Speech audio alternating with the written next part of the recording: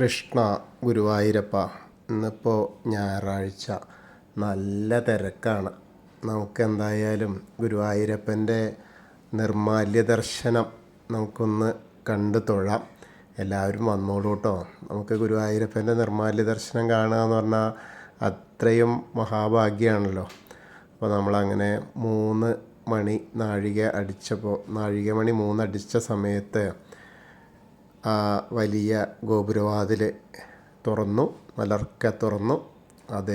അതോടൊപ്പം കൃഷ്ണ ഗുരുവായൂരപ്പ നാരായണ എന്നുള്ള വിളികൾ മുഴങ്ങി.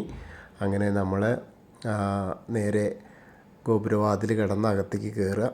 അങ്ങനെ അകത്തേക്ക് ഇങ്ങനെ കയറിയിട്ട് ആ വാതിൽപ്പടിയൊക്കെ എത്തുന്നത് എത്രയും പെട്ടെന്നായിരിക്കും, കാരണം അത്രയും തിരക്കാണല്ലോ. അങ്ങനെ ഒഴുകി നീങ്ങുകയാണ് കണ്ണൻ്റെ സവിധത്തിലേക്ക്.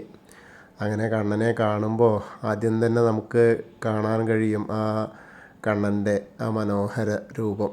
അതായത് ഇന്നലത്തെ ആ ഒരു ധാരാളം മാലകളും, അതായത് കയ്യിൽ വെണ്ണയും ഇടത് കയ്യിൽ പൊന്നോടക്കുഴലും പിടിച്ച ആ അതിസുന്ദര രൂപമാണ് നമുക്കിന്നും കാണാൻ കഴിയുക ഇന്നത്തെ നിർമാല്യ ദർശനത്തിൽ.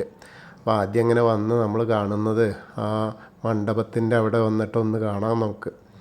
അങ്ങനെ ആദ്യം കയറുമ്പോൾ വാതിൽപ്പടി കയറുമ്പോൾ ഒന്ന് കാണാം, പിന്നീട് മണ്ഡപത്തിൻ്റെ അവിടെ ഒന്ന് കാണാം, പിന്നീട് അങ്ങനെ നമ്മൾ നേരെ സോപാനപ്പടിയിലേക്കാണ്.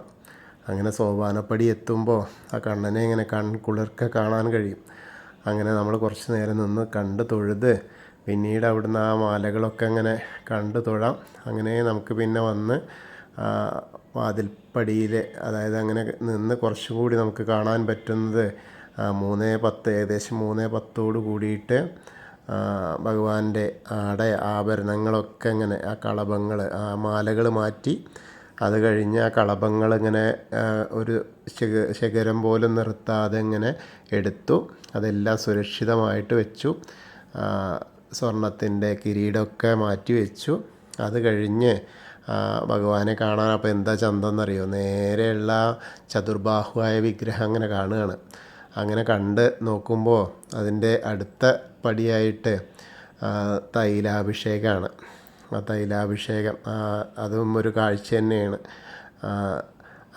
പാതാളാഞ്ജന ശിലയിലുള്ള ചതുർബാഹുവായ ഗുരുവായൂരപ്പൻ്റെ മഹാവിഷ്ണുവിൻ്റെ വിഗ്രഹത്തിൽ തൈലാഭിഷേകം അങ്ങനെ നടത്തി. അത് കഴിഞ്ഞ് ഏകദേശം 3:20 കൂടിയിട്ട് നെന്മിനി വാകപ്പൊടി ഭഗവാന്റെ മേലാസകലം അങ്ങനെ പൂശിയാണ്. അത് പൂശിയിട്ട് അങ്ങനെ ബ്രഷ് കൊണ്ട് ഇങ്ങനെ പതുക്കെ, അതായത് ഒരു രോമത്തിൻ്റെ മുകളിലും കൂടി തൊടാത്ത തരത്തിലുള്ള ഒരു അത്രയും ശ്രദ്ധയോടുകൂടി ഭഗവാന് വേദനിക്കരുത് എന്നുള്ള ആ ഒരു കാഴ്ചപ്പാടിൽ ചെയ്യുന്ന, അതായത് വിഗ്രഹത്തിന് കേടുപാടുകൾ സംഭവിക്കരുത് എന്നുള്ള ആ ഒരു കാഴ്ചയിൽ അങ്ങനെ പതുക്കെ അങ്ങനെ ഭഗവാന്റെ ദേഹത്ത് അതൊക്കെ തേച്ച് പിടിപ്പിച്ച്, പിന്നെ ശംഖാഭിഷേകം അതേപോലെ തന്നെ അതും വളരെ മനോഹരമായ കാഴ്ചയാണ്. അത് കഴിഞ്ഞ സപ്തശുദ്ധി അഭിഷേകം.